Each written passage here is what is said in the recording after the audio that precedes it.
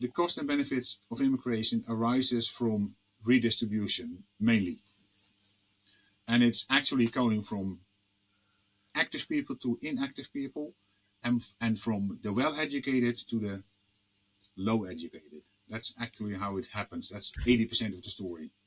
So what you see is that immigrants with a low level of education tend to have, large net costs.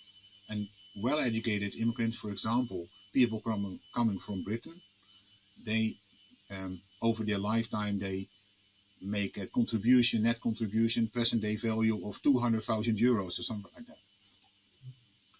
Oh, well, you're welcome. Yeah. You are very welcome. Exactly.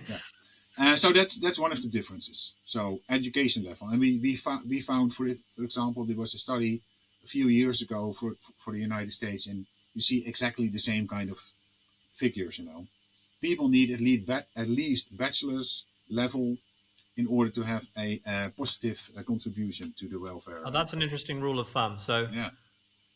The average effect of immigrants with less than a bachelor's degree or any qualification less than a bachelor's degree is negative. Is negative, yeah.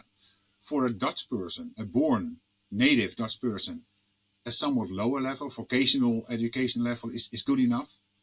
But there's a lot of loss of human capital when people cross the border. So a person from Syria, for example, may have had a reasonable or even good education in Syria, but being, let's say, a lawyer in Syria is not applicable in the Netherlands. It maybe takes you 5 years, or you probably never reach your old level again. So a lot of human capital is lost, and that amounts to 100,000, 200,000 euros probably per person of loss of human capital. That could be because the training the individual received in their country of origin isn't applicable to the Netherlands, and therefore that it takes time for them to learn the way things work in the Netherlands. Or it could be that their degrees are awarded in their country to people with lower intrinsic or pre-existing human capital than they are in the Netherlands. I think it's a combination. Yeah. And this is a huge difference with labor migration, for example, because when you, as a Dutch company, invite somebody from India to do computer jobs, ICT jobs, information technology, this person is educated, speaks English, and has universally applicable human capital.